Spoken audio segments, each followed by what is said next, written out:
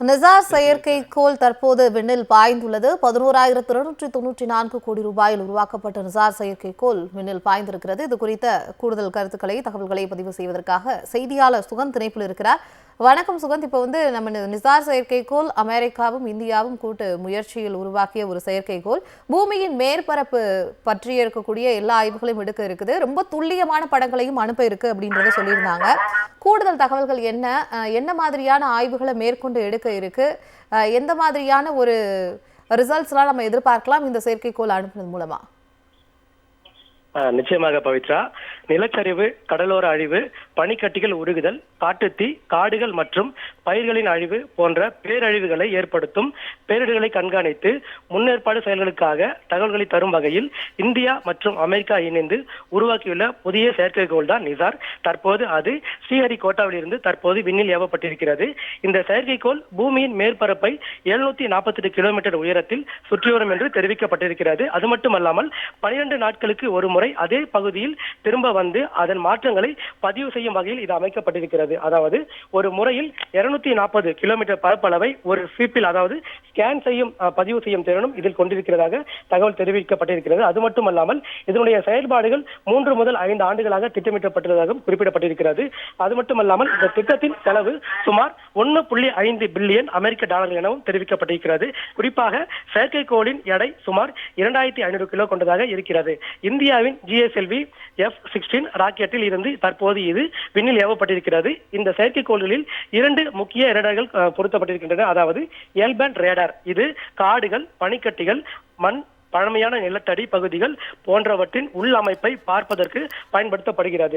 இரண்டாவது S-pant radar, இது நகரங்கள், பயிர்கள், கடலோரங்கள் மற்றும் மேற்பரப்புகளில் மாற்றங்களையும் கண்டறிய உதவும் எனும் தெரிவிக்கப்பட்டிருக்கிறது. அதாவது நிசார் செயற்கைக்கோள் தினமும் சுமார் 80 ரெடா பைட்டுகள், அதாவது TB ரெடா பைட்டுகள் அளவிலான தரவுகளை சேகரிக்கப்படும் என்றும் தெரிவிக்கப்பட்டிருக்கிறது. இது சுமார் 150 ஹார்ட் டிரைவுகள், அதாவது ஒன்றொன்றுக்கும் 512 GB நிரம்பும் அளவிற்கு தகவல்களை இதில் சேமிக்கலாம் எனவும் தெரிவிக்கப்பட்டிருக்கிறது.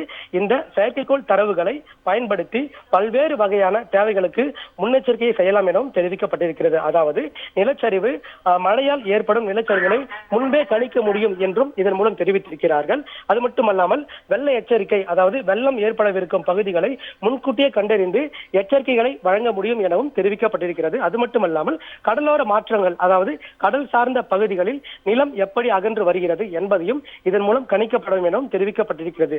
அது மட்டுமல்லாமல் விவசாய நஷ்டம், அதாவது பயிர்களின் வளர்ச்சி, அழிவுகள் போன்றவற்றை கண்காணிக்க முடியும் இதிலிருந்து எனவும் தெரிவிக்கப்பட்டிருக்கிறது. மேலும் காடுகள் அழிவு, மரங்கள் வெட்டப்படுவது, காட்டுத்தீ ஆகியவற்றை வரையறுத்து அதனை எப்படி கண்காணித்து முறைப்படுத்தலாம் எனவும் இதன் மூலம் தெரிவிக்கப்பட்டிருக்கிறது. குறிப்பாக பார்த்தோம் என்றால் பனிப்பாறைகளில் ஏற்படும் மாற்றங்கள், அதாவது இமயமலை பனிக்கட்டியில் உருவது போன்ற இயற்கை வளங்களை கண்காணிக்க இந்த ரேடார் பயன்படும் எனவும் தெரிவிக்கப்பட்டிருக்கிறது. எனவே இனிமேல் இயற்கை பேரிடர் மற்றும் மாற்றத்தை முன்கூட்டியே கணித்து துல்லியமான தகவலை பெற உதவும் எனவும் தற்போது விஞ்ஞானிகள் இதன் மூலம் தெரிவித்திருக்கிறார்கள். பவித்ரா, இயற்கை பேரிடர் குறிப்பா சில விஷயங்களை குறிப்பிட்டு சொன்னீங்க. இந்த மாதிரியான விஷயங்களுக்கு முன்னெச்சரிக்கை நடவடிக்கைகள் எடுக்கிறதுக்கு சில முக்கியமான தரவுகளை இந்த செயற்கைக்கோள் கொடுக்கும்னு. கடல்சார் ஆய்வுகள் அப்படின்னு குறிப்பிட்டிருக்கீங்க. அந்த கடல்சார் ஆய்வுகள்னா இப்போ உலக வெப்பமயமாதல் குளோபல் வார்மிங் ரொம்ப அதிகமாயிட்டு இருக்கக்கூடிய நிலையில கடலின் நீரின் அந்த உயரம், அந்த நீரின் அளவும் அதிகரிச்சிட்டு இருக்கு. இப்போ கடல்சார் ஆய்வுகள்னா என்னென்ன மாதிரியான தரவுகளை இந்த செயற்கைக்கோள் கொடுக்கும்? பவித்ரா, நிச்சயமா பவித்ரா. அதாவது நம்ம பார்த்தோம் என்றால் செயற்கைக்கோள் என்பது 1960 செயற்கைக்கோள் ஏவப்பட்டு வருகிறது. அதாவது பல்லாயிரக்கணக்கான செயற்கைக்கோள் ஏவப்பட்டு வந்தாலும் தற்போது இப்போ ஏவப்பட்டிருக்கும் இந்த நிசார் செயற்கைக்கோள் என்பது தற்போது முன்பாக ஏற்பட்டிருக்கிற செயற்கைக்கோளை விட மிக துல்லியமான ஒரு புகைப்படத்தை எடுக்கக்கூடிய அளவில் இருக்கிறது. அதாவது இது நாள் ஒன்றுக்கு, அதாவது 12 நாட்களுக்கு ஒரு முறை பூமியை சுற்றி வந்து அதே இடத்தில் நின்று ஒரு சின்ன மில்லிமீட்டர் அளவு கொண்ட ஒரு புகைப்படத்தை கூட அங்கிருந்து காட்டக்கூடிய அளவில் இது அமைக்கப்பட்டிருக்கிறது.